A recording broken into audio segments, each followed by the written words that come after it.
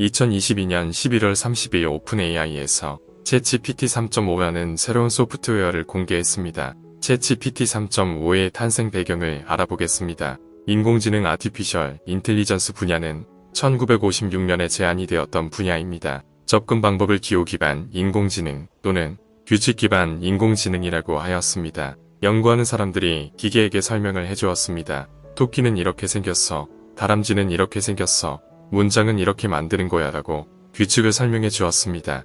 언어 같은 경우에 당시 촘스키 문법이라든지 규칙 기반의 언어학 이론들이 등장하다 보니 이런 문법 규칙들을 입력해 주었습니다.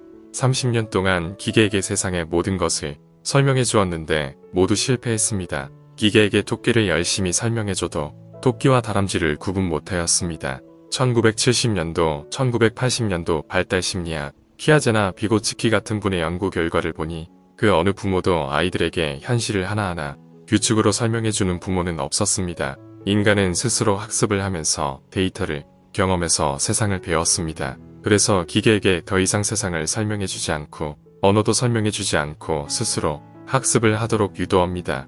이것을 학습 기반 인공지능 또는 기계학습, 머신러닝이라고 합니다. 기계학습 방법 역시 한 30년 시도되다가 2000년도 초반에 또다시 실패했습니다. 인공지능은 60년 동안 실패했던 분야였는데 2010년도에 기계학습이란 분야가 새로운 심층학습 또는 딥러닝이라는 이름으로 다시 등장합니다. 알고리즘 자체는 큰 차이가 없었는데 데이터의 차이가 있었습니다. 1980년도에 기계학습을 시도했을 때 토끼 다람쥐를 식별하게 하기 위해서 토끼 사진 100장 다람쥐 사진 100장 정도 사용했는데 학습이 안 되었습니다. 2010년도 심층학습이 도입되었을 때 학습에 사용할 수 있는 데이터가 상상을 초월할 정도로 늘어났습니다. 1995년 인터넷 브라우저가 나오면서 데이터가 폭발적으로 늘어나니까 2010년도 심층학습에서 이제 토끼 사진 100장이 아니고 10만 장 100만 장을 사용할 수 있었습니다. 놀랍게도 데이터 양을 늘렸더니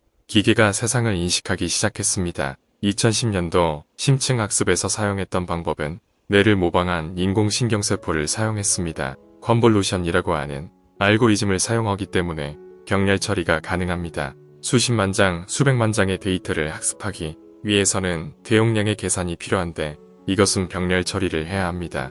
그 다음에 트랜스포머라는 새로운 알고리즘이 개발되었습니다. 트랜스포머 알고리즘 핵심은 더 이상 수십만, 수백만 단위의 데이터가 아니고 수천억 조 단위의 데이터를 학습할 수 있는 능력입니다. 이 기술을 사용한 영역이 자연어 처리입니다. 언어 처리의 가장 큰 문제는 문법이라는 것이 존재하고 언어는 순서가 있습니다. 말을 할 때 첫 번째, 두 번째, 세 번째 이 단어를 끝까지 들어야 맥락이 이해가 되는 건데 특히 문장이 길어지면 길어질수록 첫 단어를 들은 기계가 기억해야 하는 것이 점점 늘어납니다. 기억해야 될 문장이 길어지면 길어질수록 계속 잊어버리기 시작하고 문장을 이해하는 것이 사실 불가능했습니다. 트랜스포머 알고리즘에서는 문장의 순서를 배제시킵니다. 집중 알고리즘을 사용합니다. 수천억 단위의 학습 데이터를 사용하고 인터넷에 있는 모든 문장을 학습합니다. 인터넷에 있는 모든 글에서 단어와 단어, 문장과 문장의 확률 관계를 미리 학습을 합니다.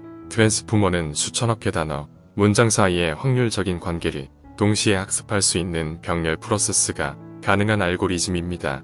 오픈AI의 처음 목표는 인공지능 기술이 점점 발달해서 강한 인공지능이 등장할 때 강한 인공지능을 막는 방법을 연구하는 NGO로 시작을 했습니다. 2018년 오픈AI는 구글이 개발한 트랜스포머 알고리즘을 사용해서 GPT라는 방법을 제안합니다. GPT는 제너레이티브 프리트레인드 트랜스포머, 다시 말해서 생성을 해주는 제너레이티브, 미리 학습을 하는 프리트레인드, 변환기 트랜스포머. 이 알고리즘을 사용하면 디지털 세상에 있는 모든 글을 한 번만 학습하면 됩니다.